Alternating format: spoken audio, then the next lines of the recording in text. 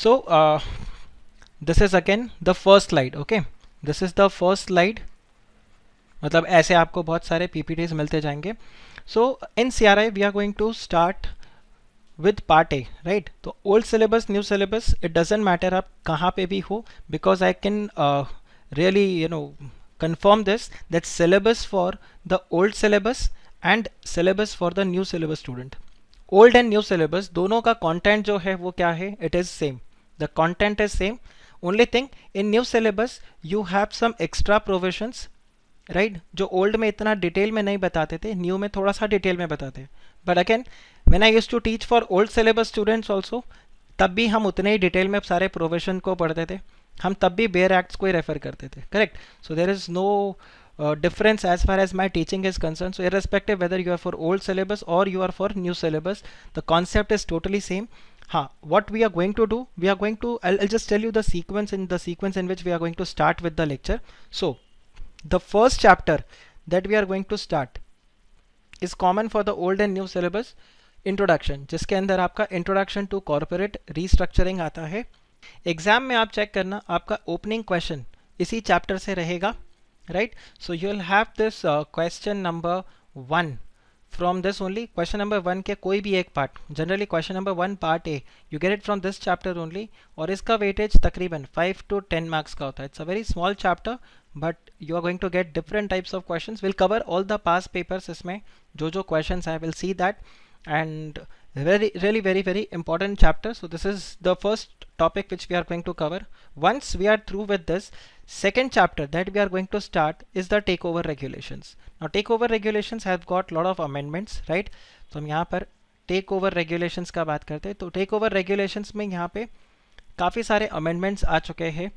Though those are not extremely like major amendments कि all together आपने जो पढ़ा वो पूरा waste हो जाएगा, but there are certain additions in the takeover regulations as far as your again exams are concerned. ये आपके लिए applicable रहेगा. Then third, after we are done with the takeover regulations, we will pick up the buyback regulations, right? The buyback provisions. So when we talk about buyback regulations, we will cover first the Companies Act plus the SEBI regulations, whatever we are going to do here. इसी के साथ में हम यहाँ पर buyback regulations के जो practical questions है, जो अपना most probably past paper के साथ cover हो जाएगा, we'll do this. Then once we are through with buyback, now we'll start with our core mergers area, that is from the Companies Act 2013. We are going to start with the mergers, the scheme, mergers, amalgamation, everything we are going to start here. So mergers from Companies Act, that is to say we will start from section 230 to section 240 along with the rules. Companies compromise arrangement and amalgamation rules, we are going to cover that. Once we are through with this, इसके बाद मैं इनको बोलता हूँ allied chapters of merger. merger के बहुत सारे allied chapters हैं, जैसे mergers and competition act, we are going to cover that. Then we are also going to take care of the accounting treatment, accounting aspects. और यहाँ पे accounting में अगर देखो तो दो standards हमें पढ़ने हैं. One is AS14, another we need to cover IND AS 103. We'll cover this. Accounting complete करने के बाद we will pick up on the stamp duty, right. और स्टैम्प ड्यूटी में अगेन अमेंडमेंट्स है. आई डोंट नो ये दिसंबर के लिए applicable होगा कि नहीं होगा, बिकॉज ये जस्ट अभी चेंज आया है, दो ये पिछले फाइनेंस एक्ट के अंदर कवर हो गया था. तो बट स्टिल स्टैम्प ड्यूटी के ऊपर आपका एग्जाम में ये एक question. So stamp duty and mergers, this is there. Will see the impact of what is going to be the impact of the amendment, but as far as now will cover the stamp duty. Stamp duty finish करने के बाद we will pick up the taxation portion of the mergers and amalgamation, यहाँ पर आ जाएगा. तो ये अपना ब्रॉड सिलेबस रहेगा पार्ट ए का. Once this is done, after that we will pick up the chapters like something called as valuations, right. तो वैल्यूएशन के प्रिंसिपल्स हैं. इसके बाद जो चैप्टर्स है वो आपके मिसलेनियस चैप्टर्स है, जैसे वैल्यूएशन के प्रिंसिपल्स हो गए, राइट. ओल्ड सिलेबस के लिए तो बहुत ही इंपॉर्टेंट है, बिकॉज आपका डेडिकेटेड 30 मार्क्स का पोर्शन जो है वो वैल्यूएशन से आता है. सो वैल्यूएशन में हम पहले क्या करेंगे, जो टिपिकल लोग इन्वर्टेड कॉमा में बोलता हूँ थियोरीज जिसको बोलते हैं. So will pick up the valuation principles, the legal portion around the valuation, plus we were also going to check about the fundings. मैं इसको भी वैल्यूएशन में बोलता हूँ, दो ये पार्ट ए के अंदर आता है ओल्ड सिलेबस में. So will pick up the funding of mergers, right. Will see the funding of mergers, will cover that also. Then regulatory aspects, so principles, legal and also the regulatory aspects of the merger. So we'll cover the entire regulatory part. Once we are through with the regulatory part, फिर हम यहाँ पे जो भी valuation रहेगा, valuation के we will pick up the practical problems. The practical problems, the practical cases, वो हम यहाँ पर practice करेंगे. Once we are through with this, then we will start with, for old syllabus it will be part C, and for the new syllabus it will be part B. We will pick up the insolvency part, and in insolvency we would have IBC followed by the SARFACI, then it would be followed by the winding up, and this will be followed by cross border insolvency. So ये आपका total इस तरह से portion रहेगा which we are going to take care, right. और इसके अलावा जैसे मैंने आपको बताया what is going to be your source of reading. So definitely ये जो क्लास स्लाइड्स है, ये क्लास स्लाइड्स आप लोगों के साथ मैं हर क्लास के एंड पे शेयर कर दूंगा. So these class slides are going to be there for you. Apart from that we will also refer the bare act, correct. तो बेयर एक्ट जो है अगेन जैसे मैंने आपको बताया गूगल ड्राइव का folder I am going to share it with you. तो जो भी नोट्स रहेगा मैं एक एक करके आपके उसमें ऐड करते जाऊँगा. Then we are also going to refer the module. Okay, so old syllabus, new syllabus आपका मैं respective sessions रखवा दूंगा, या maybe we can have a common session where we will take care of the module, and module से हम check कर लेंगे क्या क्या provisions है, क्या है, right. Because कुछ चीज़ें जो बेयर एक्ट में आपको नहीं मिले बट मॉड्यूल के अंदर है, जैसे एक सिंपल एग्जांपल बाईबैक. बाईबैक का अगर आप देखो need for buyback, right, rational for buyback, takeover के अंदर like takeover regulation is there in that Bear Act, but what makes a company vulnerable target, right, all those things we will see in the module. तो कुछ ऐसे exam oriented academic point of view से जो portions रहते हैं will cover it from the module, and the most important we are going to pick up the past year questions, the PYQ. So past year questions ये आपके लिए important होगा, and I expect once we discuss the past year questions I really expect you all to solve these things, because जैसे मैंने बताया इसको जितना अच्छे से आप practice करोगे उतना इन डिटेल में आपका प्रोविजन रहेगा. So chapter by chapter we will go for past questions, जो भी रहेगा अपना विल गो चैप्टर वाइज. तो जैसे चैप्टर 1 फिनिश हो गया, विल पिकअप दिसंबर 2017 से लेके अभी तक के सारे अटेम्प्ट के पेपर्स, और उसमें जितने भी क्वेश्चंस थे I share those bullet points with you. Question number 1 2 3 4 ऐसे करके ये क्वेश्चंस आया, and then you can solve those questions and you can get back. So this is what is there from my side as far as the orientation part is concerned. And now if we can start with straight away the chapter 1, that is introduction to corporate restructuring. So corporate restructuring में इस chapter से ज़्यादातर आपको जो questions मिलता है, there they ask you what is the concept of corporate restructuring, okay, and then they ask you what are the different types of corporate restructuring. Then they ask you why there is a need for corporate restructuring and which type of corporate restructuring is needed in which situation, like so which type of corporate restructuring is required in what scenario. तो ये आपके पास एक common question है जो पूछा जाएगा. Every attempt they ask these questions, and when they ask these questions I'll tell you they ask it in a different way. पूछते यही है but everything is asked in the different manner. So language will play a very important role, and we'll have to read the question and interpret that what they want to ask or what exactly they are asking. Otherwise when you write a generalized answer in this तो काफ़ी problem हो जाता है, because 5 mark का जैसे question है then students land up getting 1 mark 2 mark और let's say 3 marks, right, जिसमें इजीली आपको यहाँ पर 4 मार्क्स मिल सकता है. वहाँ पर आप 1 2 में 3 भी देखने को मिल जाता है. तो 3 is called as a very decent score, because आपको पास होने के लिए 40 चाहिए, एग्रीगेट बनाने के लिए 50 चाहिए, right. So if you are getting 3 on 5 this means you are getting 60% score. तो एग्जाम्शन वाला स्कोर आपका आ रहा है. So 3 is still a decent one, but why to settle for 3 when you know that you can get 4? So इसके लिए बहुत important होगा that you can understand the language of the question, what question exactly they are asking for, and accordingly आप वहाँ पे इसको attempt करो. So if you pick up the concept of corporate restructuring, तो कॉर्पोरेट रीस्ट्रक्चरिंग होता क्या है and corporate restructuring क्यों ज़रूरी है, ये सब दो चार चीज़ें. अगर मैं आपको बताऊँ simple term, if you discuss about something called as restructuring, so what happens in case of restructuring, you do some changes. Whenever we talk about restructuring, we do some changes, right? And whenever we do some changes, that changes is pursuant to something. मतलब हम कोई भी चीज़ change करते तो क्यों करते हैं, that is pursuant to something. कोई ना कोई उसमें रीज़न होता है, हम तभी वहाँ पर कोई भी चेंज करते. Pick up, like I am not talking about corporate restructuring, in general I am telling you कि जब भी आप कोई भी चेंज करते हो, वो चेंज हमेशा परसुएंट टू समथिंग होगा. इट कुड बी कि वो काफ़ी ओल्ड हो चुका है, आउटडेटेड हो गया है, या आपके पास कुछ नया कॉन्सेप्ट है, you have better opportunity. It could be any damn thing, but restructuring is always pursuant to change, or it can be that the change is the only constant. मतलब चीज़ें क्या होती है, चेंज होती है, मतलब because the business environment in which you are working, right. आप simple check करो, बिजनेस environment जो है, it is highly dynamic, right. The business environment in which every business operate, they are very dynamic, right. And it is also multifaceted.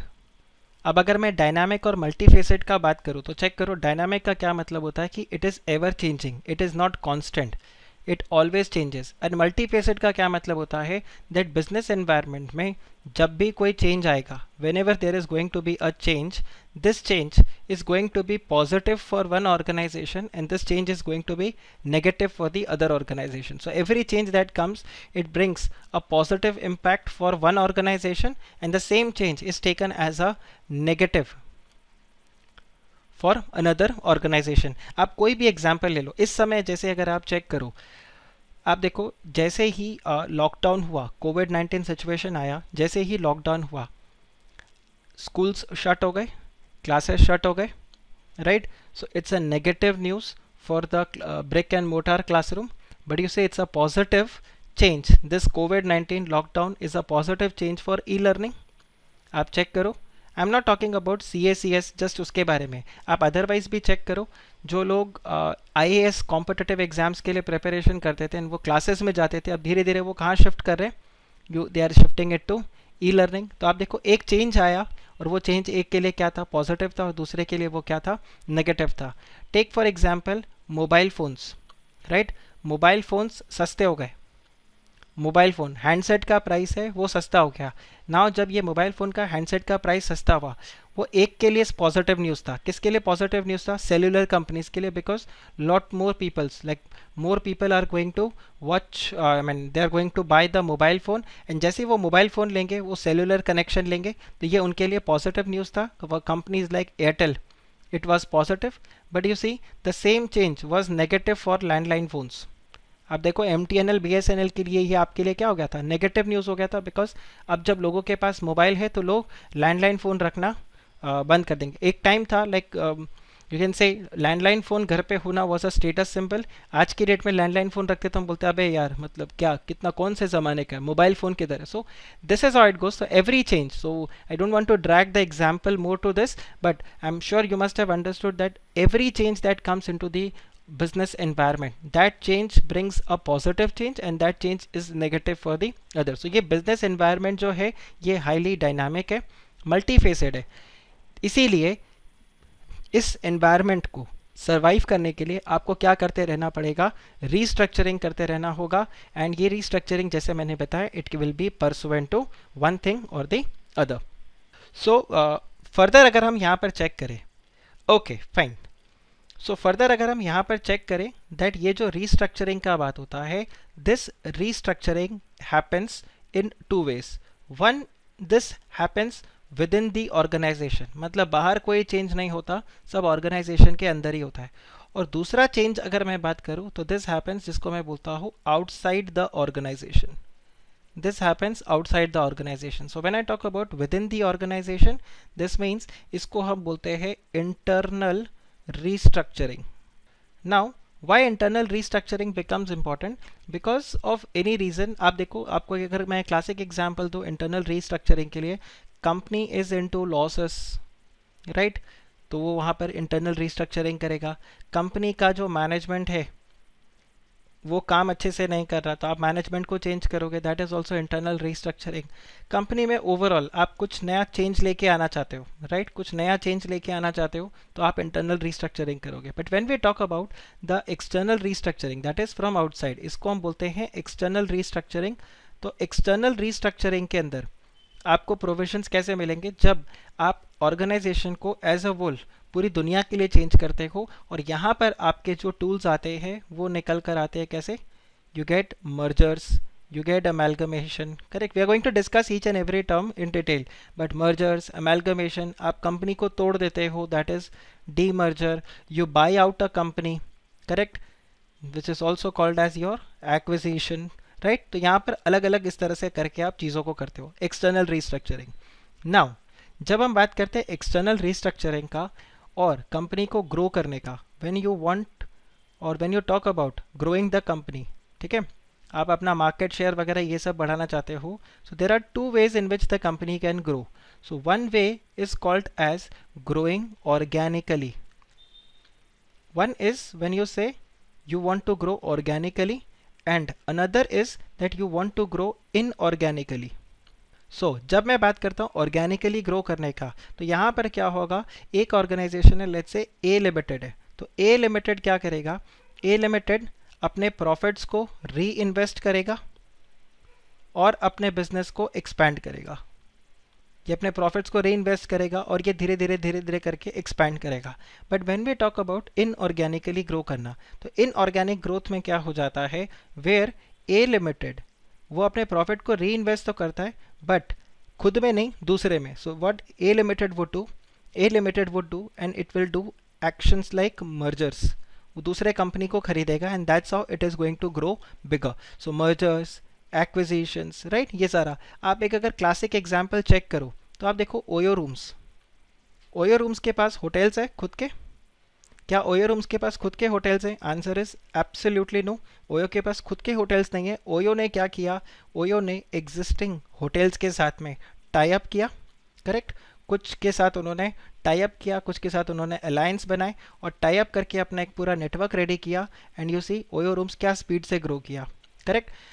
आप मुझे बताओ अगर OYO room इस तरह से वर्क करता ऑर्गेनिकली कि वो पहले लेट्स से दिल्ली में एक होटल को उन्होंने खोला, करेक्ट, दिल्ली से फिर वो बोलते हैं चलो हम एनसीआर में चलते हैं, एनसीआर से फिर वो बोलते हैं चलो हम दिल्ली के आसपास में let's say we go to Jaipur, okay, और let's say we go to Agra, correct, and then let's say we go to Chandigarh, correct. हम ऐसे से करके ग्रो करते हैं। नॉर्थ इंडिया में एक्सपैंड करने के बाद हम धीरे धीरे फिर वेस्टर्न साइड में आते हैं या फिर ईस्ट कोलकाता की तरफ जाते हैं। सो इस तरह से करके अगर ग्रो करते तो आप मुझे बताओ ओयो रूम्स इतना वास्ट साइज, मतलब ग्रो तो कर सकता था, कोई बड़ी बात नहीं है, बट इस स्पीड से ग्रो नहीं करता जिस स्पीड से फिलहाल उसने ग्रो किया। So inorganic growth is characterised by fast growth, right. So inorganic growth is what? It is organized or it is categorized into the fast growth category. So slow and steady wins the race. ये क्या हो गया आपका growing organically and fast and furious wins the case. This is what growing inorganically. तो यहाँ पर अगर आपको fast growth चाहिए, आप काफ़ी speed में grow करना चाहते हो, तो आप किसको पकड़ते हो? You pick up inorganic growth. So एक आपको question exam में जो मिलता है वो इसके ऊपर पक्का आएगा कि इनऑर्गेनिक ग्रोथ में क्या क्या होता है और आप किस तरह से काम करते हो। एक ही वाला पोर्शन मिलता है। एक आपको क्वेश्चन इस तरह से मिलेगा regarding the external restructuring and the internal restructuring, and एक आपको मिलेगा that why organisations they do corporate restructuring और why this restructuring is required.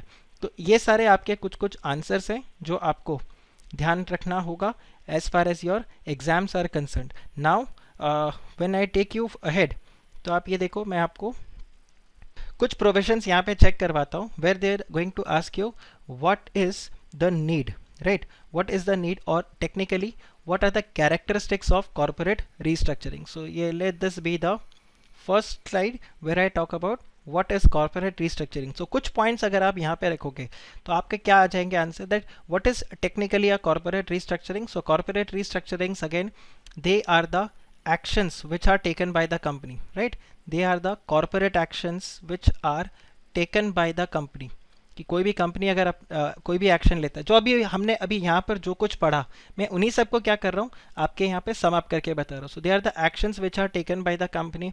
Now these actions are taken due to the business environment. Okay, so these actions are taken due to the business environment, और उसमें जो भी changes आते हैं उसके हिसाब से आप यहाँ पे क्या करते हो, अपने आप को चेंज करते हो. और ये बिजनेस एनवायरनमेंट में बहुत सारे फैक्टर्स होते हैं. ठीक है, these factors can be external, right, and these factors can be internal also. Organization के अंदर भी कुछ कुछ फैक्टर्स हो सकते हैं. जैसे अभी परसों न्यूज़ आया था, एयर एशिया के अंदर ऑडिटर ने रेड फ्लैग्स इशू किए हैं, right. That is again due to the both mixture of internal environment and external environment, right. अब उनको यहाँ पर क्या करना पड़ेगा, चेंजेस करने पड़ेंगे. So these actions are taken by the company. So I think I missed one word here. It goes something like this: due to business environment, right? So corporate restructuring, it is the action which is taken by the company due to the business environment factors, right? And these factors can be both external and internal to the organization. इसके अलावा यहाँ पर ये जो actions लेते हैं, these actions include a lot of activities, or there are different types of actions of corporate restructurings which they do, where you can say the strategies includes your mergers, right, then takeover, right, strategic buyout, right. ये आपके अलग अलग होते हैं. इसके अलावा अगर मैं बताऊं तो ये जो आपके different types of corporate restructuring होते हैं, this can be again financial corporate restructuring. Financial restructuring हो सकता है, आपका ऑर्गेनाइजेशनल रीस्ट्रक्चरिंग हो सकता है, आप मार्केट वाइज रीस्ट्रक्चरिंग कर सकते हो, करेक्ट. देन टेक्नोलॉजिकल वाइज आप यहाँ पर रीस्ट्रक्चरिंग कर सकते हो. तो कोई भी रीज़न हो सकता है, कहीं से भी हम कर सकते हैं. अभी आप देखो बहुत सारे ऑर्गेनाइजेशंस है जो टेलीकॉम कंपनीज है, वर्ल्ड वाइड 4G से कहाँ शिफ्ट कर रहे हैं, 5G, राइट. चाइना की एक कंपनी है हुआवे, उसके ऊपर बहुत ज़्यादा इशू चल रहा है, राइट. सो यू सी यहाँ पर कोई भी आपका एक्टिविटी हो सकता है. इसके अलावा जब भी आप कोई कॉर्पोरेट रिस्ट्रक्चरिंग एक्टिविटी करते हो, वो हमेशा ऑर्गेनाइजेशन के अंदर कोई ना कोई रीज़न होता है उसका, राइट. उसका कोई ना कोई रीज़न होता है और कोई ना कोई प्री डिटरमाइंड ऑब्जेक्टिव होगा, राइट. मतलब ऐसा नहीं होगा कि हम खाली बैठे हुए हैं. So we let's start with the corporate restructuring. This will always be predetermined. It will always be with the predetermined objectives, right. हमेशा एक कॉर्पोरेट रिस्ट्रक्चरिंग का एक प्री डिटरमाइंड ऑब्जेक्टिव होगा, that why you are doing this change, why this corporate restructuring is there. इसके ऊपर आपका एक answer definitely होना चाहिए, तभी आप कॉर्पोरेट रिस्ट्रक्चरिंग का एक्टिविटी करोगे. सो जब भी कोई सीआर एक्टिविटी हो रहा है, सो you'll ask why we want to do. So generally आप चेक करना whenever you'll read the annual report of a company जिसमें जस्ट कोई मर्जर हुआ है, let's say Aditya Birla group का आप चेक करो, वहाँ पर डी मर्जर हुआ, कोई भी चेंजेस हुए. So the first thing they answer there is this only, that we did this restructuring because of this reason. जैसे मैं आपको और बताता हूँ, HDFC बैंक ने क्या किया था, रेदर HDFC ने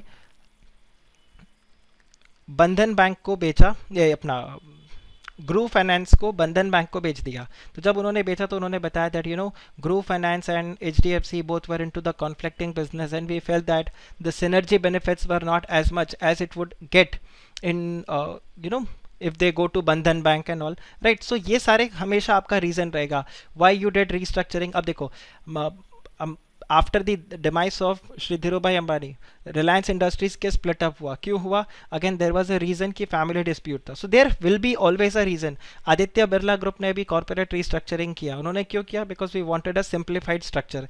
सो you will always get a pre determined objective.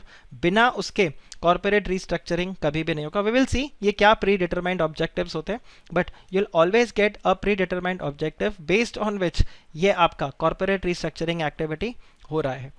इसके अलावा अगर आप देखोगे तो यहाँ पर you do changes, right, you do radical changes. देखो थोड़े मोड़े चेंजेस को हम कॉर्पोरेट रिस्ट्रक्चरिंग नहीं बोलेंगे, we do radical changes. Now what do you mean by radical changes? Radical means large, important, ठीक है. आप यहाँ पर रेडिकल चेंजेस करते हो कंपनी के स्ट्रक्चर में, तभी तो रिस्ट्रक्चरिंग बोलते हैं. We do radical change in the company's structure. हो सकता है कंपनी का जो ऑपरेशंस है, काम करने का तरीका, उसमें आप कुछ चेंजेस लेके आ जाओ. हो सकता है कंपनी के बिजनेस मॉडल में आप चेंज कर दो, right. This can also result in the ownership of the company, right. तो यहाँ पर कुछ भी चेंजेस हो सकते हैं। सो ये आपके पास एक ब्रॉड प्रोविजन रहेगा when we talk about the features of corporate restructuring. तो ये आपके पास कॉमन आंसर है, ध्यान रखना, these are some of the common points which you are going to get in all your answers, right. Any doubt in this, ये वाले part में इतना अभी तक जो हमने कवर किया, इसमें कहीं पर आपको कोई डाउट? इसमें यहां तक कोई डाउट है आपको?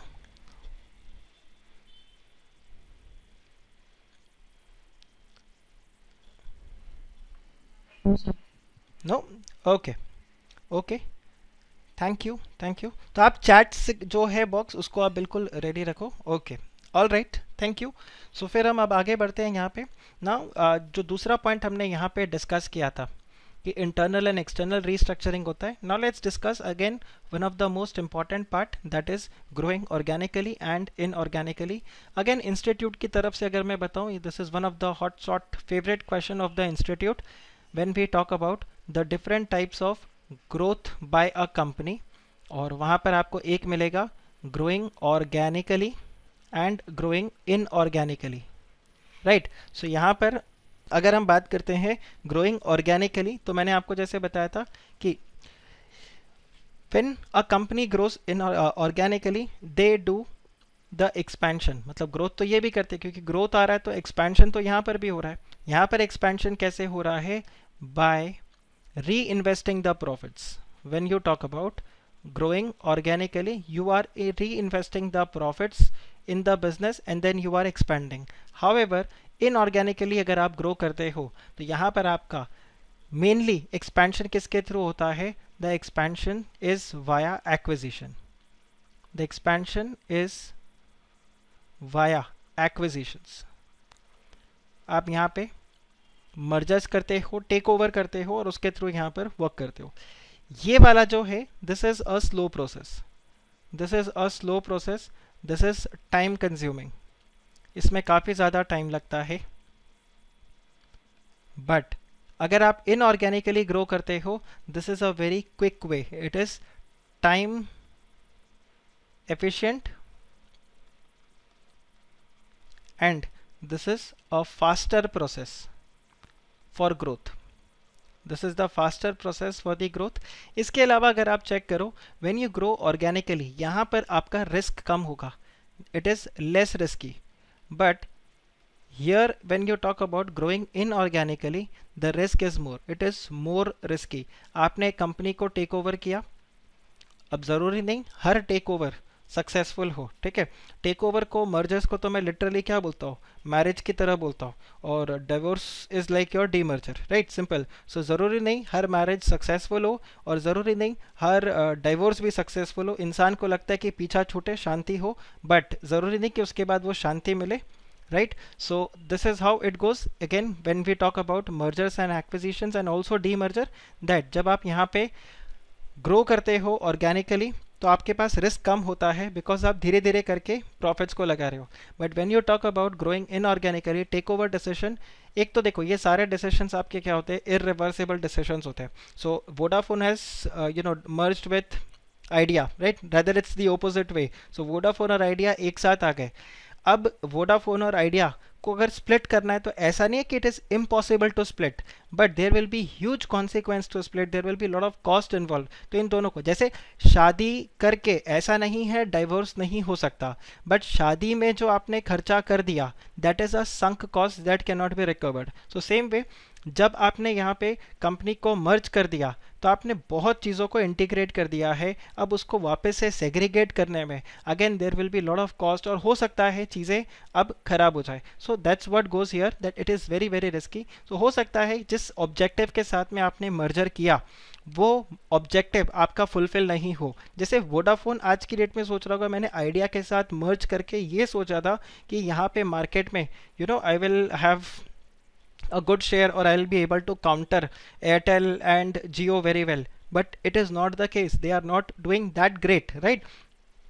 इंडिया में अगर आप टॉप 5 कंपनीज को देखो, लॉस मेकिंग कंपनीज, उसमें Vodafone idea is number 1। I think yesterday I saw one of the post, and उसको मैंने शायद शेयर भी किया था, सम 76,000 करोड़ का उनका लॉस है, right. So it's one of the top most loss making company of India, Vodafone और आइडिया, राइट. तो आप यहाँ पे चेक करो, वो इतना ज़्यादा अच्छा उनको बेनिफिट नहीं मिला. So there is lot of risk involve. तो इट इज़ पॉसिबल कि आइडिया शायद अकेले मार्केट में रह जाता या वोडाफोन शायद अकेले रह जाता, बट मर्जर की वजह से अब इनकी अच्छे से लग गई. तो that is what we say that when we grow inorganically or in case of inorganic growth there is a lot of risk involved. Okay, अब when we see another question, तो ये आपका एक सेकेंड पॉइंट था.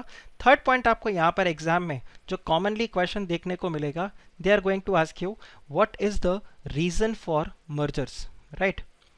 और rather मैं एक काम करता हूँ, इससे पहले आपको ये डिस्कस करवा देता हूँ the different types of corporate restructuring. I think this is going to be better way, and then we will discuss about the reasons for mergers and amalgamation. So यहाँ पर अगर आप देखो, we talk about the types of corporate restructuring strategies. इसी को आप tools भी बोल सकते हो, करेक्ट, कुछ भी आता है यहाँ पे. So first is what? The first and foremost tool of corporate restructuring is what? It is mergers. It is mergers. तो अगर मैं बात करता हूँ मर्जर्स का, सो what happens in case of merger.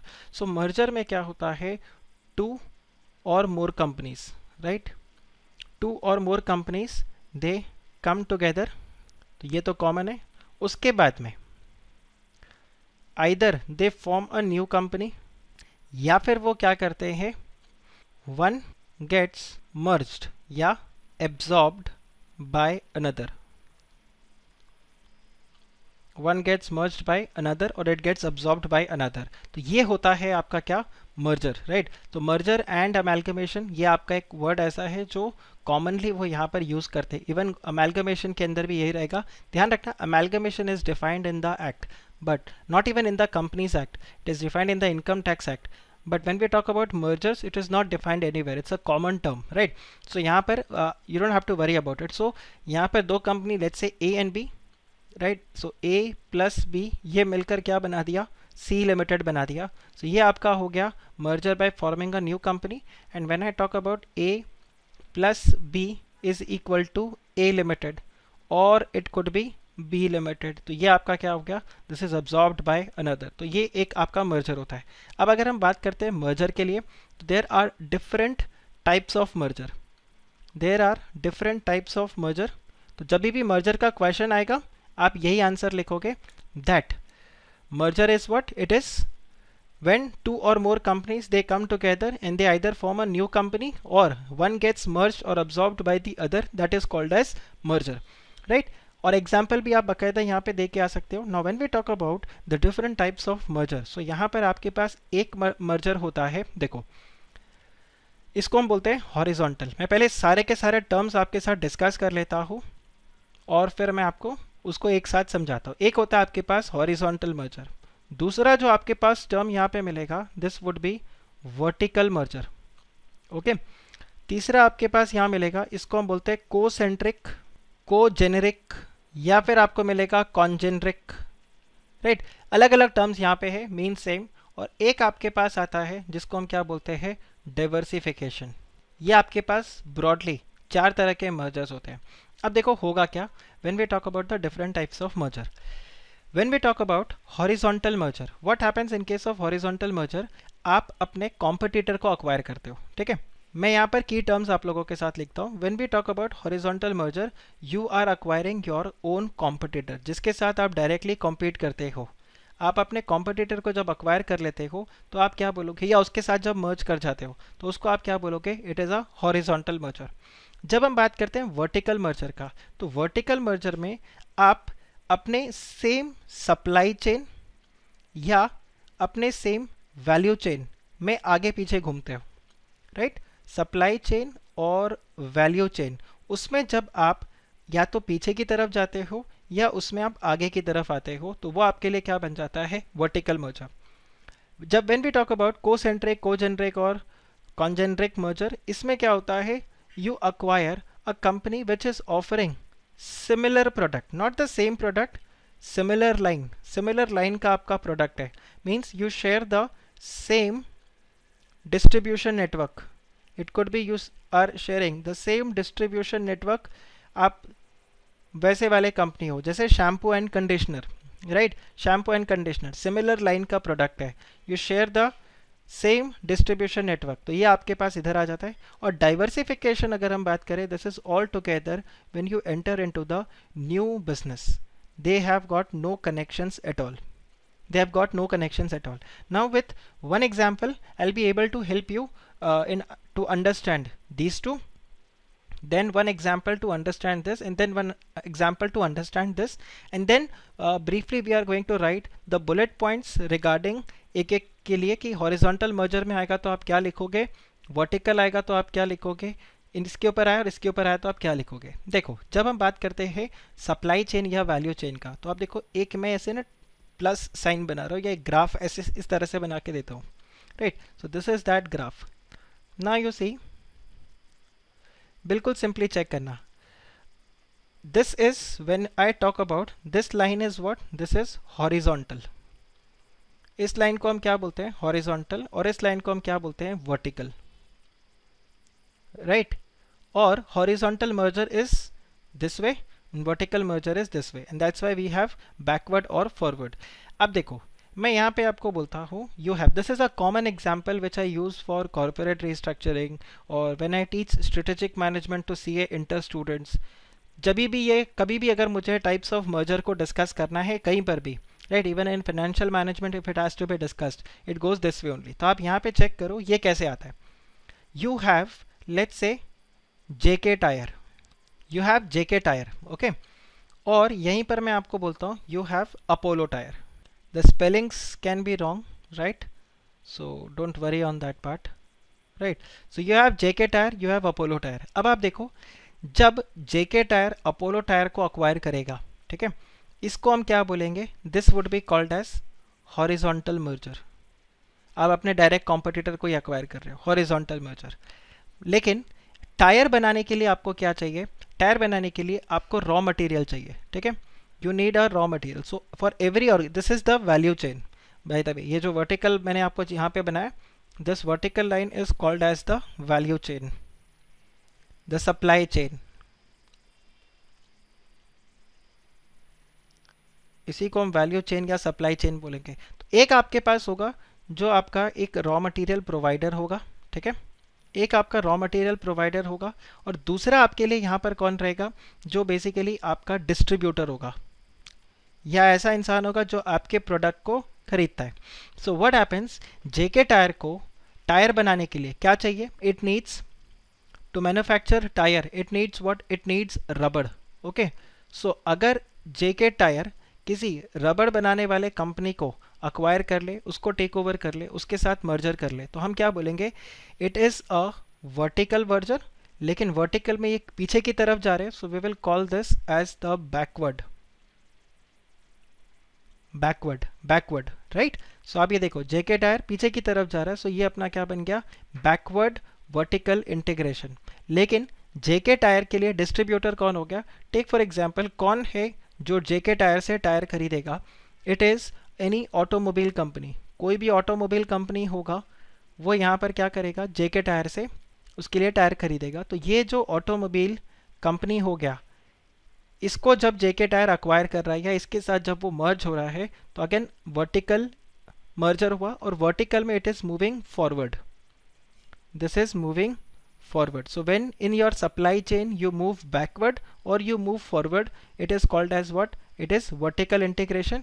But in the supply chain when you move at the same level, then it is what, it is horizontal, where you actually acquire your competitor. तो आपको मैं पहले यहाँ पे vertical and horizontal merger को discuss कर लेता हूँ. सो आप मुझे बताओ हॉरिजॉन्टल मर्जर में आप क्या बुलेट पॉइंट्स रखोगे. So what are the points which we are going to discuss when it comes to horizontal merger. Horizontal merger में क्या हो जाएगा, अगेन देखो सबसे पहले तो आप मर्जर को डिफाइन कर दोगे, जैसे कि यहाँ पर हम क्या बोलेंगे, टू और more companies they come together and they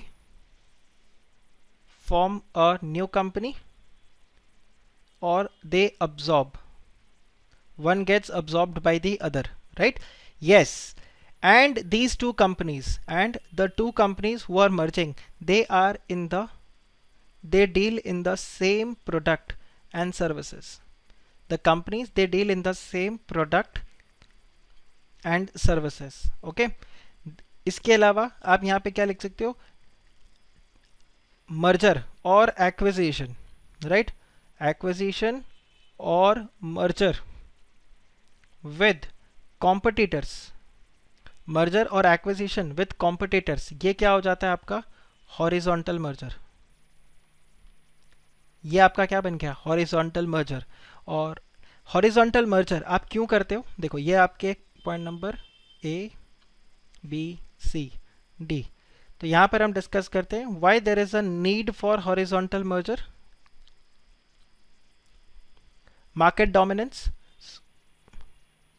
So यहाँ पर अभिषेक ने एक पॉइंट बताया that market dominance, जिसको मैं यहाँ पे लिखता हूँ, आप अपने मार्केट शेयर को इम्प्रूव करना चाहते हो. You want to improve the market share. You want to become the market leader. Okay, this can be one of the point. What else? What else can be there? You want to eliminate the competition. आप अपने competition को eliminate करना चाहते हो, right? Grow bigger. Grow bigger. What else you can put when it comes to horizontal merger? What are the other reasons why a company would do horizontal merger? Why a company would do horizontal merger? Dominant position, control, right? So again यहाँ पे ये आ जाएगा, you want to go to improve the market share, gain monopoly in the market, synergies. Okay, एक और अच्छा word यहाँ पे आ जाएगा अपने लिए, synergy, right? Synergies in operations, आपके operations में भी synergy आ जाएगा यहाँ पे, right? मोनोपोली के अंदर यहाँ पे आ गया. ये सब अपने देखो जो आपने बताया, dominant position, gain monopoly in the market, ये सब आपका इसमें आ जाता है, मार्केट शेयर के अंदर आ जाता है, और मार्केट लीडर, ये दोनों पॉइंट आता है. तो अगर हम ये पॉइंट्स को लिखते हैं, no doubt they are correct points, but again repeated हो जाएगा, तो हम यहाँ पर कुछ अलग प्रोविजन लिखते हैं. इसके अलावा अगर आप देखो, इसके अलावा अगर आप यहाँ पे चेक करो तो एक और रीज़न यहाँ पे आ सकता है, you want to eliminate, और connected point, इसी का connected point, you want to counter competition. You want to counter competition. You want to counter competition. तो ये आपके यहाँ पे कुछ reasons हो गए. इसके अलावा अगर आप इसमें लिखना चाहो, yes, tax benefits, Riddhi correct, बिल्कुल यहाँ पे tax benefits भी आपको मिल जाता है. So you can write tax benefits, दो मैं इसको एंड में डिस्कस करने वाला था. Tax benefits, you also get the tax benefits, and especially section 72A, reverse merger. We will see what reverse merger is, but ये reverse merger का भी tax benefit आपको यहाँ पर मिलने लग जाता है, right? So ये आपके पास reasons हो जाते हैं कि आप क्या करो, horizontal merger करो. And last point जो आपका यहाँ पर आ जाएगा, that would be your example. Point number E अगर आप लिखो तो you can write a example here. So Vodafone Idea, this can be one of the reason, right? merger का एक example हो जाएगा आपका. इसके अलावा अगर आप live example और लिखना चाहो तो यहाँ पर आपके पास हो सकता है, let's say Ola and Taxi for Sure, right? So this can be example there. बहुत है, अपने को और भी examples लिख सकते हैं वैसे तो, but ठीक है, दो examples बहुत ज़्यादा होगा, वो examiner को समझ में आ जाएगा कि आपको आता है. Then next we have vertical merger. So when we talk about vertical merger, तो वर्टिकल मर्जर के अंदर क्या होता है, वर्टिकल मर्जर के अंदर अगेन टू और more companies they merge together, two और more companies they merge together, and again they form a new company, और one gets absorbed by other, right, अब through absorption. But these two companies, they are not at the same level, but they are at the different level of the supply chain, और the value chain, जो भी आप यहाँ पर लिखोगे, राइट। Here the company acquires, और the acquisition या फिर जो मर्जर होता है, this is with either your raw material provider which is called as backward vertical merger, and या फिर आपके पास क्या हो सकता है, यू अक्वायर द डिस्ट्रीब्यूटर और द कस्टमर कंपनी। कंज्यूमर मत लिखना, कस्टमर लिखना, बिकॉज कंज्यूमर तो आपके प्रोडक्ट को ही कंज्यूम करता है, तो इट विल बी, अगर आपने कंज्यूमर कंपनी लिखा तो आप अपने गुड्स को बेचते नहीं हो, खुद ही ले रहे हो और उसको खुद ही कंज्यूम कर रहे हो। तो कस्टमर कंपनी को अगर आप खरीदते हो, इसको हम क्या बोलेंगे, व्हेन यू मूव फॉरवर्ड। ये आपका हो गया एक्विजिशन, तो ये आपका वर्टिकल मर्जर हो गया, राइट। इसके एग्जाम्पल्स वैसे तो बहुत सारे हैं, ठीक है। आप लिख सकते हो जैसे ईबे ने पेपाल को अक्वायर किया, करेक्ट, वो आपका एग्जाम्पल हो सकता है, राइट। सो ईबे ने पेपाल को अक्वायर किया, तो ये पॉइंट आपका आ सकता है। अदरवाइज आप यहाँ पे क्या करो, you can write this way that when, ये जैसे मैंने आपको बताया, right, when a rubber manufacturing company is taken over by a tire manufacturing company, right, or when a tire manufacturing company takes over an automobile company, right। इसमें आप और भी बहुत सारे एग्जाम्पल्स बना सकते हो, doesn't restrict to this, but ये क्योंकि मतलब मैं कॉमनली इसको पढ़ाते जा रहा हूँ, so I am little comfortable with this. And otherwise भी अगर आप चेक करो तो ये एग्जाम्पल जैसे मैंने भी पढ़ा तो मुझे ये बहुत ज़्यादा दिमाग में सेट रहा, राइट। सो आप यहाँ पे देखो, ये आ गया आपके पास एक वर्टिकल मर्जर के लिए, राइट। सो वर्टिकल मर्जर दो तरीके से है, बैकवर्ड एंड फॉरवर्ड। अब अगर हम बात करते हैं हमारे थर्ड टाइप के मर्जर के लिए, दैट इज कोसेंट्रिक, कोजेनरिक या कॉन्जेनरिक मर्जर के लिए।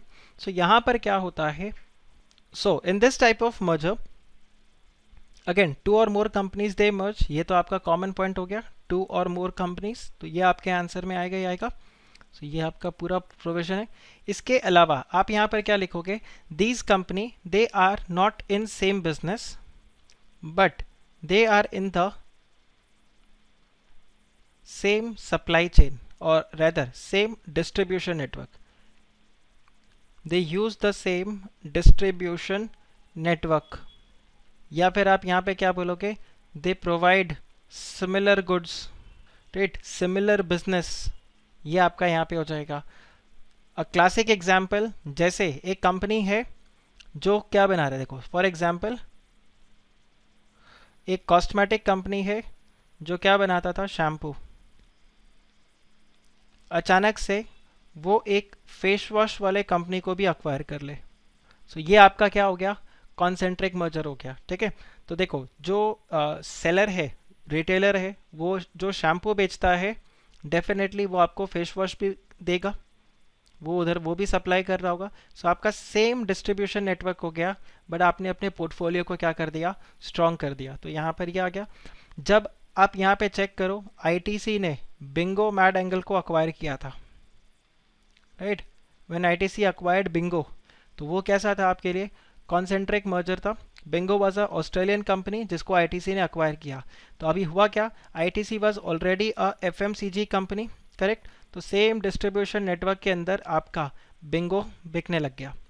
जहाँ जहाँ पर आपका आईटीसी के प्रोडक्ट्स बिक रहे थे, वो अब क्या करने लग गए, बिंगो के प्रोडक्ट्स को बेचने लग गए। So this can be one of the example which is there. एक एग्जाम्पल है जो मैं यहाँ पर लेता हूँ, बट इंस्टीट्यूट के नए मॉड्यूल ने कंट्रोवर्सी क्रिएट कर दिया।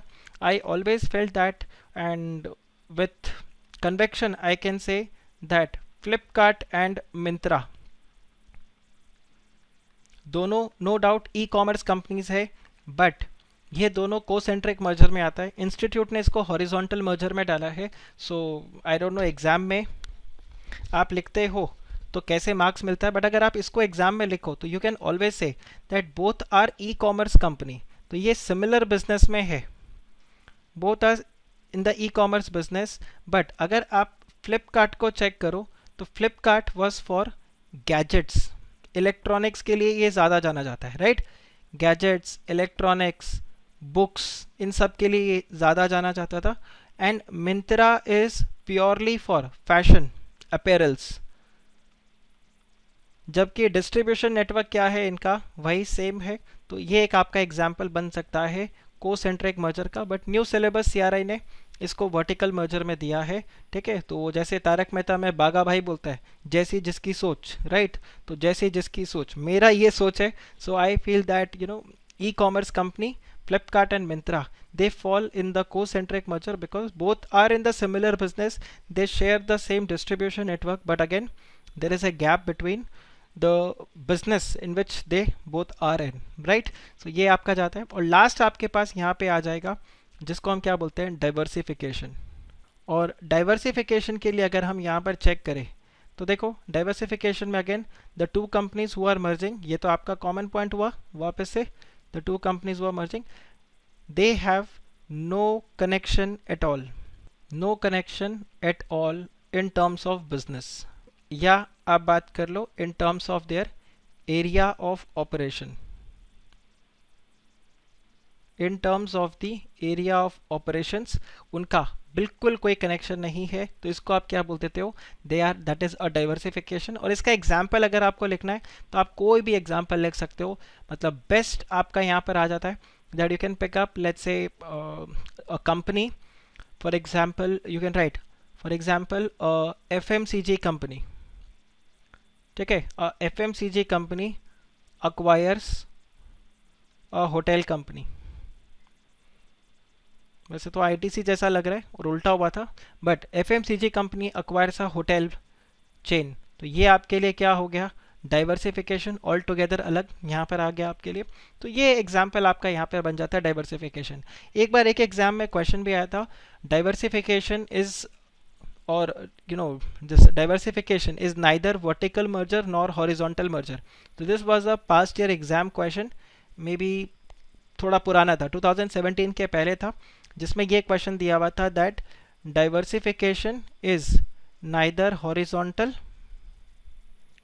नॉर वर्टिकल, और इसके ऊपर आपको कमेंट करने को बोला था। So this was a 5 mark question जो आपको कमेंट करने के लिए आया था इस स्टेटमेंट के ऊपर। तो जब इस टाइप का कोई क्वेश्चन आएगा तो आपको सबसे पहले बताना होगा कि ये सेंटेंस है आपका, I mean do you agree with this sentence और you do not agree with this sentence. तो आपका फर्स्ट पॉइंट यहाँ पर ये हो जाएगा, yes horizontal merger is neither diversification is neither horizontal merger nor a vertical merger। फिर आप यहाँ पर बताओगे what happens in case of horizontal merger, फिर आप बताओगे what happens in case of a vertical merger, फिर आप बताओगे कि diversification में क्या होता है, और फिर यहाँ पर आपका conclusion आ जाएगा therefore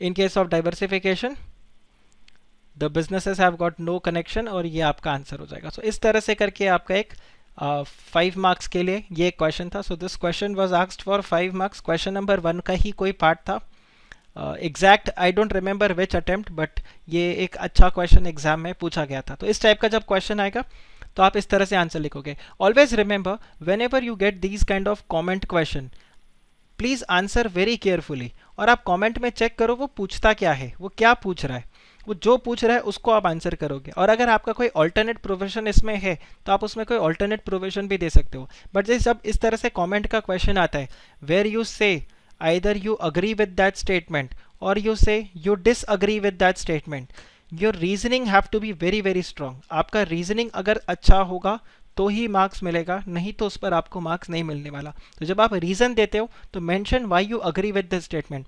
और अगर आप बोलते हो you disagree, so in case of disagree, when you give a reason, also tell that what change you would think or what change you will get in to make that sentence agree। इस sentence में जैसे अगर वो बोलते हैं diversification is horizontal merger और vertical merger, तो आप यहाँ पर बताओगे no it is neither horizontal nor vertical. तो आपको ये बताना है और नहीं, this is neither and nor, वो आपको सेंटेंस इस तरह से चेंज करना है। सो when you disagree, tell them what is the point that on these points you disagree, hence this is your conclusion। so that would always consider when you write your answer, always think that you are a corporate lawyer। ठीक है, आप में से कुछ शायद law कर रहे हो right, but otherwise just think that you are a corporate lawyer, और एज अ कॉर्पोरेट लॉयर आप एनसीएलटी में खड़े हो और आप वहाँ पर जो एनसीएलटी में प्रेसाइडिंग मेंबर है उनको समझा रहे हो वाई यू डिसअग्री, राइट। आप डिफेंड कर रहे हो अपने क्लाइंट को और आप उसको बता रहे हो these points I disagree, these points I agree, और if you agree with this these are the reasons because of which I agree, correct. तो आप वहाँ पे आंसर करो, take it as you are a corporate lawyer, और आप एक negotiation के बीच में बैठे और सामने आपके क्लाइंट है, उसको आप समझा रहे हो, उसको आप कन्विंस कर रहे हो काउंटर पार्टी को। So always answer from that point of view rather than a student academic answer लिखने के बजाय।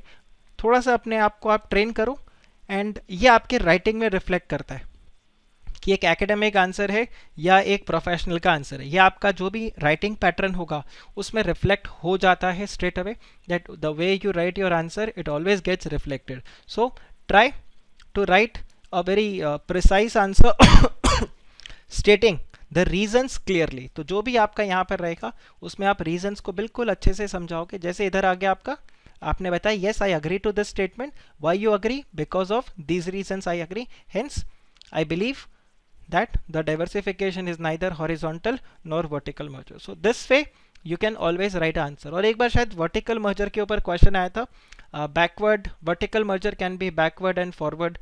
So वहाँ पर आप सिर्फ vertical merger को बताओगे, वहाँ पर आपको अब इस वाले में आपको कहीं पर भी co-generic merger को समझाने का ज़रूरत नहीं है. So when you write extra, right, and you are not able to link with whatever is written here, in that case you are beating around the bush. So even though वो relevant होगा, but जब तक आप उसको connect नहीं कर पाओगे कि आपके आंसर में ये पॉइंट क्यों आया है, तब तक आपका आंसर कैसा लगेगा, you are beating around the bush, कि शायद आपके पास कंटेंट कम है इसीलिए इधर उधर के पॉइंट्स को आप बता रहे हो, राइट। तो आप यहाँ पे वो पॉइंट को लिखोगे, right. So this is there. So these are the different types of merger. आप मुझे बताओ ये आपको क्लिक किया कि नहीं, the different types of mergers. Conglomerate, congeneric, इसको डाइवर्सिफिकेशन को कॉन्ग्लोमरेट भी बोलते हैं। So this is also called as conglomerate merger. This is clear, okay, ठीक है। तो फिर हम आगे बढ़ते हैं और आप देखो नेक्स्ट अपने पास जो कॉर्पोरेट रीस्ट्रक्चरिंग स्ट्रैटेजी आ जाता है उसको हम बोलते हैं डीमर्ज। या एक काम करते हैं, हम पहले डिस्कस करते हैं reasons for merger. Okay, let's discuss this reasons for merger. What are the reasons for merger? Again exam में ये क्वेश्चन बहुत बार आपको पूछा जाएगा। We will see some past exam paper maybe, so whenever chapter 1 will get over we will see the questions, and आप उसमें check करना कैसे ये क्वेश्चन आपको बार बार वो पूछेगा। सो रीजंस फॉर मर्जर के अंदर यहाँ पर क्या आ जाता है, एक तो जैसे हमने देखा था market share, you want to capture the market share, इसलिए आप यहाँ पे मर्जर करते हो, राइट। इसके अलावा मर्जर करने का आपका क्या रहता है कि आप ब्रांड बिल्डिंग करते हो, राइट। सो रिलायंस को आप देखो, जैसे जैसे एक्विजिशन वो करते हैं वो ब्रांड बिल्डिंग की तरफ आगे जाते हैं। इसके अलावा you also do to counter the competition, market में बहुत स्ट्रॉन्ग कंपटीशन आपको मिल रहा है, उसको काउंटर करने के लिए भी आप मर्जर करोगे। देन मार्केट में अपना डोमिनेंस बनाने के लिए, राइट, सो मार्केट में पोजीशन को स्ट्रॉन्ग करने के लिए डोमिनेशन या फिर स्ट्रॉन्ग पोजीशन, मार्केट में अपने पोजीशन को आपको स्ट्रॉन्ग करना है तो आप यहाँ पे मर्जर करोगे। Then you also get tax benefits when it comes to merger, right. इसके अलावा रिस्क को काउंटर करने के लिए, रिस्क को काउंटर करने के लिए भी आप क्या करते हो, मर्जर करते हो। इसमें ज़्यादातर आपको क्या मिलेगा, डाइवर्सिफिकेशन। जैसे आज की डेट में अगर आप चेक करो, आईटीसी अगर सिर्फ हॉस्पिटैलिटी सेक्टर में रहता तो डूब चुका होता, लेकिन आईटीसी क्योंकि एफएमसीजी बिजनेस में है तो उसको काफ़ी ज़्यादा फायदा हो रहा है, बिकॉज एफएमसीजी का sales you all know it's rocketing high, all time lifetime high sales उनको अभी इस वक्त एक्सपीरियंस कर रहे हैं, और लाइफ टाइम लो आपको हॉस्पिटैलिटी सेक्टर में मिल रहा है, ज़ीरो इनकम। तो आप देखो आईटीसी क्योंकि डाइवर्सिफाइड बिजनेस में था तो उनको काफ़ी ज़्यादा यहाँ पर फ़ायदा हो गया। So this is how it works. इसके अलावा और आप प्रोविजंस इसमें चेक करो तो आप यहाँ पे you want to increase the customer base, आप अपने कस्टमर बेस को इम्प्रूव करना चाहते हो। देन रीजंस फॉर मर्जर एक और हो सकता है, you want to become a global company, right, MNCs बनना चाहते हो आप। सो तब भी आप यहाँ पर क्या करोगे, आप मर्जर्स करते हो, because again when let's say Tata Motors का आप एग्जांपल ले लो। यहाँ पे जब टाटा मोटर्स ने जैगवार एंड लैंड रोवर को अक्वायर किया, right, so Jaguar and Land Rover when this was acquired by Tata Motors, और you pick up Corus, it was again acquired by Tata Steel. ये तो हो गया इंडिया के बाहर जब इंडिया की कंपनी गई। अभी एक केस है जो हम एग्जाम में अभी पढ़ेंगे अपने पार्ट बी आईबीसी के अंदर, right. So you pick up Essar Steel, ये स्टेल हो गया। सो अगर आप देखो Essar Steel was again acquired by Arcelor Mittal, Arcelor Mittal ने इसको अक्वायर किया, ठीक है, आर्सलर मित्तल ने इसको अक्वायर किया, और आर्सलर मित्तल को इससे क्या हो गया, इंडिया के अंदर एंट्री मिल गया। This way the Arcelor Mittal, this company, they entered into the Indian market. नहीं तो उनको इंडिया में एंट्री इतना इजीली मिल नहीं रहा था। So they entered the Indian market, Arcelor Mittal. So आप ये चेक करो, this again happened through mergers and acquisitions, right? You want to strengthen your position, synergy benefit, right? Operational advantage। See, ये एक ऐसा आंसर है जिसमें आप कुछ भी लिख सकते हो, provided you have the convincing power। आप अगर यहाँ पे कन्विंस कर सकते हो तो आपको आराम से प्रोविजन मिल जाएगा। Economies of scale, right, synergy, operational advantage, economies of scale, this can again be one of the point, economies of scale, या राइट, बिल्कुल, goodwill, new technology, yes, technology भी आपका एक आ जाता है यहाँ पे, टेक्नोलॉजी की वजह से। कॉस्ट एफिशिएंसी आपका सिनर्जी में आ जाएगा, सिनर्जी या ऑपरेशनल एडवांटेज जब आप बोलोगे तो आप यहाँ पर अगेन कॉस्ट एफिशिएंसी में आ जाएगा। Increase the share holders worth, right, ये भी आ सकता है आपका सिनर्जी के अंदर आ जाए वो, बट ठीक है, हम यहाँ पर इसको भी लिख देते हैं।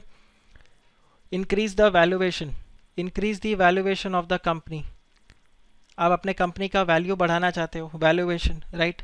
आप चेक करो, रिलायंस ने कॉर्पोरेट रिस्ट्रक्चरिंग, मर्जर्स करके अपना वैल्यूएशन बढ़ा दिया, राइट।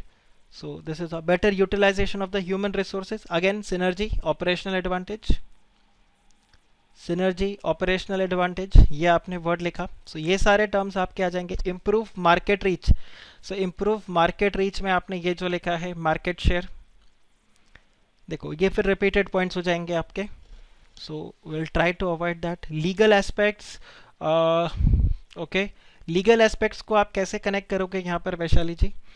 अगर आप लीगल एस्पेक्ट्स की बात करो तो what you mean bye legal aspects, कि आप यहाँ पे मर्जर क्यों कर रहे हो?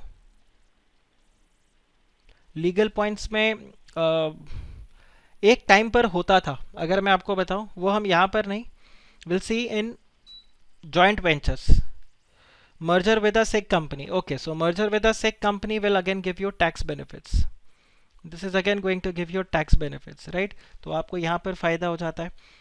लीगल वाला भी एक पॉइंट हम डिस्कस करेंगे। तो देखो, अगर मैं बताऊं, वैसे तो ये जॉइंट वेंचर्स में अपना कवर होता है।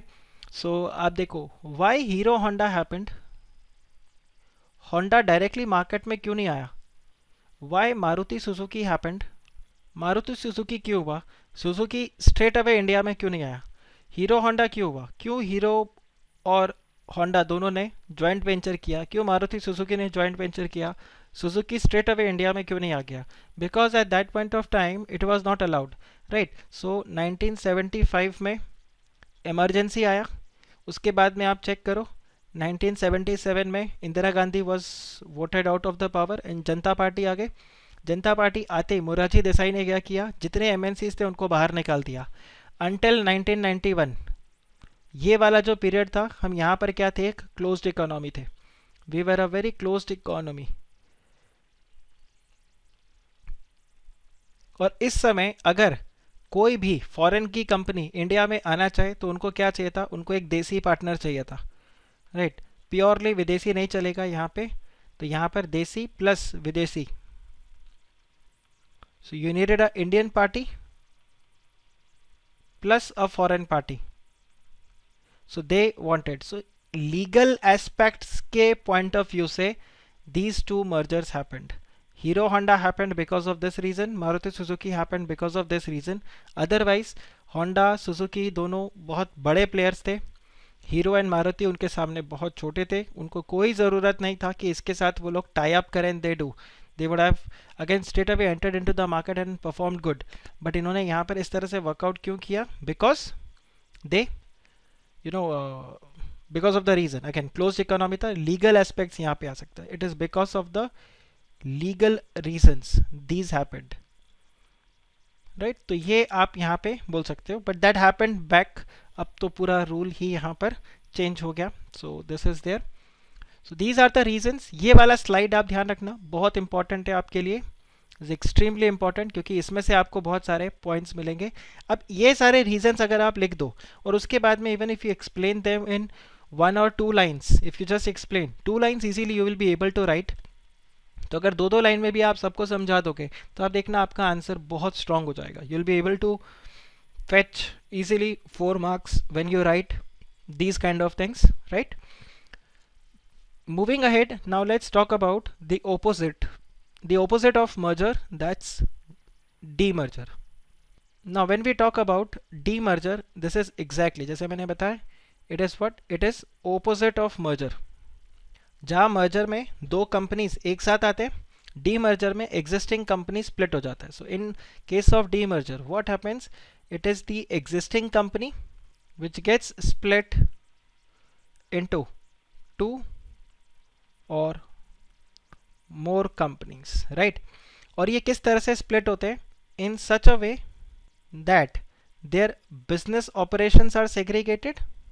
Their business operations are segregated and none of the companies are holding or subsidiary of each other. इसको हम क्या बोलते हैं? डीमर्जर. नाउ अगेन डीमर्जर भी अगर आप देखोगे, it is not defined in the companies act, it is only defined in the income tax act, right. Will see when we do the taxation part of the mergers and demerger. But otherwise अगर आप देखो तो demerger का opposite होता है, it is the opposite of merger. And when we talk about demerger, the existing company it gets split into 2 और more companies in सच अ वे कि 2 चीज़ें हो जाती है. एक तो उनका बिजनेस ऑपरेशंस जो है वो सेग्रीगेट हो जाता है एंड दोनों कंपनीज के बीच में कोई कॉमन रिलेशन नहीं रहता except they have a common share holder.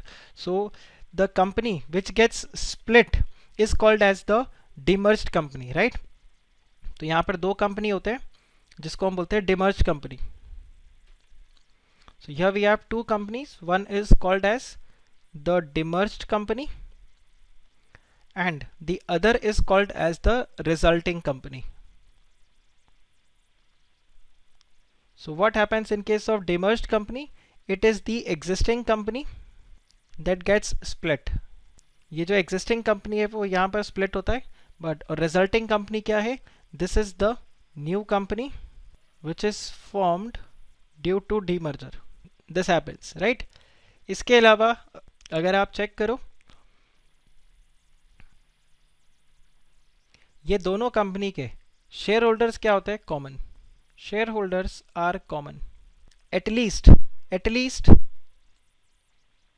Eight the time of demerger. At least जब डीमर्जर होता है उस वक्त कंपनी के दोनों शेयर होल्डर्स क्या रहते हैं? सेम रहते हैं. सो इसमें होता क्या है? You have a company, demerged company. ये demerged company assets and liabilities को ट्रांसफर कर देता है और बिजनेस के साथ, right. So whatever assets plus liabilities of the business, जिसको भी ये यहाँ पर क्या कर रहे हैं? स्प्लिट कर रहे हैं, उसको ये लोग ट्रांसफर कर देते हैं to the resulting company. Now the share holders of the demerged company they get the purchase consideration. ये रिजल्टिंग कंपनी जो है, ये परचेज कंसिडरेशन जो है, this purchase consideration is paid to the share holders of demerged company, right. Proportionately उनको यहाँ पर resulting company के शेयर्स मिल जाते हैं। और एक और चीज़ ध्यान रखना, जनरली जो शेयर होल्डर का वेल्थ होता है दैट रिमेन सेम, उसमें कोई चेंज नहीं आता due to demerger, at least due to demerger at the time of demerger. Okay, so at the time of demerger the wealth of the share holder remain same, the wealth of the share holder remain same, उसमें कोई यहाँ पर value नहीं decrease होता।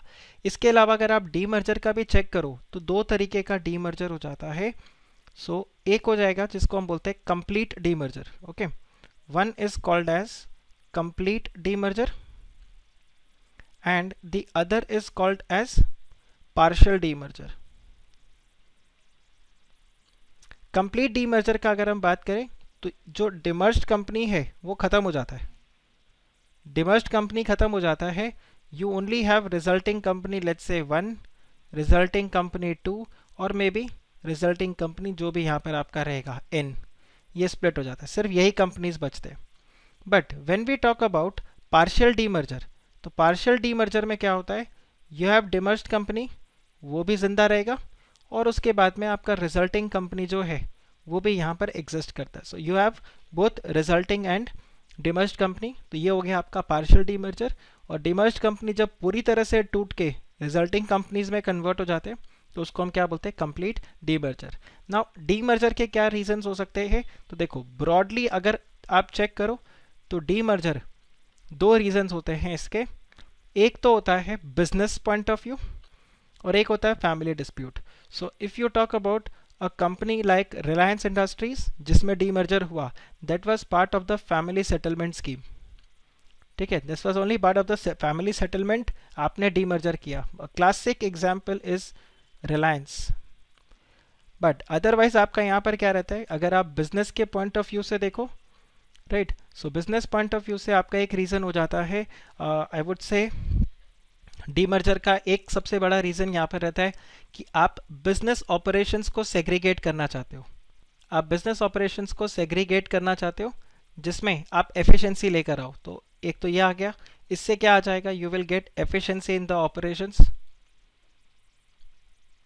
Company जब focus strategy adopt करता है तब भी वो डीमर्जर कर देगा, वो बोलेंगे हम 5-6 बिजनेसेस में नहीं रहना चाहते, we want to focus on one individual business and let's divide the companies into 4 parts और we have 4 different experts handling the 4 different companies. तो ये डीमर्जर हो जाता है।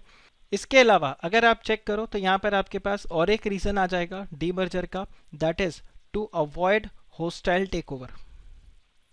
To avoid hostile takeover, we will see when we study takeover regulation कि कैसे hostile takeover के लिए आप डीमर्जर करते हो। इसको हम बोलते हैं crown jewel defence, this is a crown jewel defence. और ये हाँ एग्जैक्टली जैसे अभिषेक ने यहाँ पे बताया, एल&टी ने डिमर्ज किया था अल्ट्राटेक सीमेंट को, राइट, एल&टी ने अल्ट्राटेक सीमेंट को यहाँ पर डिमर्ज किया था because of this reason only. तो as I said, corporate restructuring का हमेशा रीजन होगा that why you want to do corporate restructuring, और यहाँ पर आपके पास रीजन क्या आया, that you want to do these things, so there can be any reason why you want to do corporate restructuring, तो ये पार्ट आपके पास यहाँ पे आता है। so this is the demerger, so mergers and demergers that we have covered here, right? now if you talk about another part, by the way यहाँ तक आपको कोई डाउट है, यहाँ तक आपको कोई डाउट है, अभी तक हमने जितना कवर किया, anything you would want to add, या आपको कोई लगता है सर ये पॉइंट हमने कवर नहीं किया हो, right? So this is demerger. अब इसके बाद देखो, इसके बाद कुछ हमारे मिसलेनियस और प्रोविजंस आपको मिल जाएंगे, जैसे कि आपका strategic alliance, right, we will see strategic alliance, then again we will see something called as reverse merger, ये आपको एक मिल जाएगा, रिवर्स मर्जर यहाँ पर आ जाता है। then you will also get something called as management buyout, correct, ये आपके पास आ जाएगा। तो ये रहता है। हमें टाइप्स ऑफ डीमर्जर भी कवर करना है, types of demerger we will cover. अभी तो एक तो पार्शियल और ये अपना कंप्लीट था, इसके अलावा भी हम देखेंगे different types of demerger, we will see जब हम टैक्सेशन वाला पार्ट करेंगे तो हम वहाँ पर इसको और ज़्यादा डिटेल में कवर करेंगे, राइट?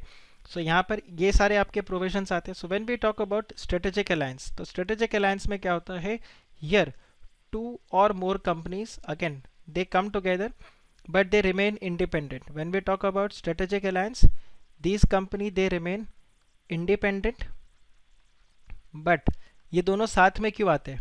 ये दोनों साथ में आते हैं for mutual benefit. They come for the mutual benefit. इनको कोई ना कोई यहाँ पर बेनिफिट साथ में दिखता है, इसलिए ये आते हैं. इसके अलावा अगर आप चेक करो mutual benefit, then again if you can pick up और रीजंस इसके क्या हो सकते हैं कि synergy gain, right.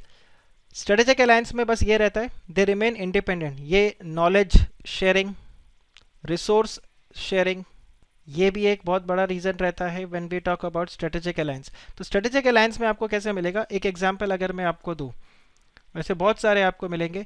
ICICI bank, M पैसा, करेक्ट, ये आपको मिल जाएगा. ये एग्जांपल एक आपका हो गया. Then if you can pick up this Airtel and Axis, Airtel money, Airtel money,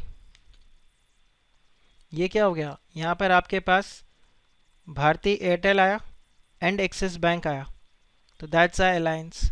फिर आप कई बार देखते हो जैसे फ्लिपकार्ट आपको डिस्काउंट देता है on SBI card, right. Flipkart gives additional discount to particular bank, let's say SBI cards के ऊपर आपको एडिशनल डिस्काउंट देता है. ये भी स्ट्रेटेजिक अलायंस का पार्ट हो गया. आप स्विगी के साथ टाई अप करते हो, वो भी क्या हो गया आपका strategic alliance. You remain independent, दोनों को म्यूचुअल बेनिफिट है, सिनर्जी गेन है, right, resources sharing. Strategic alliance का एक ड्रॉबैक भी है, और स्ट्रेटेजिक अलायंस का सबसे बड़ा ड्रॉबैक ये होता है कि देखो जब साथ में हो तब तो कोई प्रॉब्लम नहीं, बट जब भी अलग होते हो तो उस समय वहाँ पर लीगल इश्यूज बहुत सारे आ जाते हैं, specially when it comes to the IPRs जो आपने यहाँ पर शेयर किया, उसके ऊपर आपको लीगल इश्यूज मिल सकते हैं. इसके अलावा यहाँ पर confidentiality is a very important problem, कि आपके कॉन्फिडेंशियल इंफॉर्मेशंस जो होते हैं वो क्या हो जाते हैं, लीक हो जाते हैं. So this is what happens when it comes to strategic alliance. तो ये आपका रहता है. When we talk about the reverse merger, the reverse merger is per se not a different type of merger. Reverse merger is again merger only. Reverse merger कुछ अलग से आपका concept नहीं है, बस खाली रिवर्स मर्जर में क्या होता है कि नॉर्मली क्या होगा, अब financially healthy company acquires a financially weak company, दो फाइनेंशियली हेल्दी कंपनी मर्ज करते हैं, बट यहाँ पर क्या होगा, a financially weak company this will be acquired by a financially healthy company, right. ये आपका क्या हो जाता है, रिवर्स मर्जर. और इसको क्यों बोलते हैं, देखो बेसिकली कोई ऐसा जैसा लॉजिक नहीं है, बट हम जैसे बोलते हैं ना, हिंदी में कहावत है, उल्टी गंगा कहाँ से बहा दिए. मतलब हर कोई अपने से अच्छा कंपनी को अक्वायर करने की कोशिश करता है, रिश्ता बराबरी का होता है. बट आप यहाँ पर क्या कर रहे हो, आप यहाँ पे रिवर्स मर्जर करके एक फाइनेंशियली वीक कंपनी को अक्वायर कर रहे हो. तो ये रहता है. इसमें मेजर आपका बेनिफिट क्या होगा, टैक्स बेनिफिट, टैक्स बेनिफिट. इसके अलावा यहाँ पर और कोई रीज़न नहीं है आपका. और टैक्स बेनिफिट में भी section 72A. So this again हम इसके प्रोविजंस को पढ़ेंगे जब हम कंपनीज अपना इनकम टैक्स एक्ट को कवर करेंगे, राइट. यहाँ पर हरप्रीत ने और अभिषेक ने बताया, जैसे मैंने अभी चेक किया, Tata and Starbucks strategic alliance, right, increase the customer base. तो यहाँ पर एक और बेनिफिट आपको मिल जाता है कि आप कस्टमर बेस को क्या करना चाहते हो, उसको इम्प्रूव करना चाहते हो, and that's where you do strategic alliance. तो ये आपके पास आता है. Then when you talk about the management buyout, right, मैं मैनेजमेंट बाय आउट को यहाँ से इरेज कर देता हूँ. So when you talk about management buyout, तो बहुत ही सिंपल है. यहाँ पर कंपनी का जो मैनेजमेंट है वही उठाकर क्या कर लेता है, कंपनी को खरीद लेता है मैनेजमेंट बाय आउट में. इन case of management by out, the management of the company, the board of directors of the company, management, they take over the company from the owner.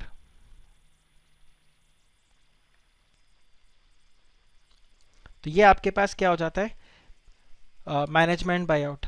Sir any example of reverse merger, बहुत सारे हैं, बहुत सारे. कोई ऐसा ऐसा आप अगर बोलोगे कि कंपनी का नाम आप बताओ, तो ऐसा अभी तो कोई क्लिक नहीं कर रहा मेरे को, but there are many companies जो आपके पास यहाँ पे होते हैं. मतलब not very famous mergers, but lot of companies they do reverse merger. बहुत सारे ऐसे रहते हैं जो रिवर्स मर्जर यहाँ पर करते हैं because of only of the tax benefit. That's why I said that reverse merger मतलब कोई ऐसा ऐसा नहीं होता कि it is a type of merger, it is one of the benefit of the merger, right. जैसे सेक्शन 72A का आप बात करो तो ज़रूरी नहीं इस तरह से हो, इस तरह से हो सकता है एक कंपनी है, मतलब कोई भी कंपनी, सेक्शन 72A का बेनिफिट किसी भी कंपनी को अगर आप देखोगे, the benefit can be derived by any company, but the only thing is when you talk about section 72A, तो सेक्शन 72A का बेनिफिट सिर्फ अगर आप एक फाइनेंशियली वीक कंपनी को अक्वायर कर रहे हो, वहां पर आपका ऑब्जेक्टिव सिर्फ एक ही रहेगा, क्या, कि आपको टैक्स बेनिफिट मिल जाए, राइट. तो एज सच ऐसा आप बोलोगे कि कोई पर्टिकुलर एग्जाम्पल जो सिर्फ इसी वजह से हुआ, तो ऐसा नहीं होता, क्योंकि कोई भी इस तरह से डिस्क्लोज नहीं करेगा कि हमने रिवर्स मर्जर के लिए ही टैक्स बेनिफिट के लिए मर्जर किया, because then in that case income tax में आपको कॉम्प्लिकेशंस आ सकते हैं, right. So no one mentions this way कि हमने मर्जर इसके लिए किया, but yes you will get different types of merger जिसमें यहाँ पर आपको बेनिफिट मिल जाता है, राइट. तो ये आपके पास हो गए कुछ कॉर्पोरेट रीस्ट्रक्चरिंग के टूल्स, राइट. जॉइंट वेंचर्स है, इसके अलावा इसमें भी सेम ऐसे ही रहता है, दो पार्टीज होते हैं, they remain free, they remain independent, they come together. अब जॉइंट वेंचर जो होगा यहाँ पर, two parties they remain independent but they come together. और इनका रीज़न क्या होता है जॉइंट वेंचर्स का, बिकॉज ऑफ टू थिंग्स. हो सकता है फंक्शनल बेस्ड बनाए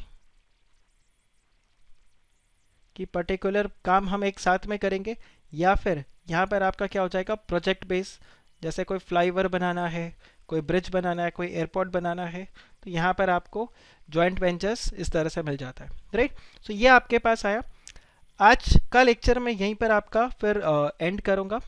नेक्स्ट लेक्चर के अंदर हम यहाँ पे कवर करेंगे different types of restructuring. Okay, will cover the different types of restructuring, plus हम पास्ट पेपर क्वेश्चंस को भी कंटिन्यू करेंगे, right. So if you want, I can keep a lecture tomorrow as well. Same time, 7 to 9, or maybe if you want, we can keep it little early. 5 to 7 भी अपने lectures को कर सकते हैं. So if you all are okay with it, we can keep a lecture tomorrow. Else we'll meet on Monday, and Monday से हम लोग फिर आगे continue करेंगे. Sir example for conglomerate merger and vertical merger. Vertical merger के लिए अगर मैं आपको बताऊं तो ईबे एंड पेपाल. सो आप ईबे चेक करो, it's a online company, shopping company. EBay एक बार आप शॉपिंग कर लो, उसके बाद you go to payment gateway. तो ईबे ने पेपाल को अक्वायर किया, so that's a vertical merger, अपना फॉरवर्ड वर्टिकल मर्जर हो गया.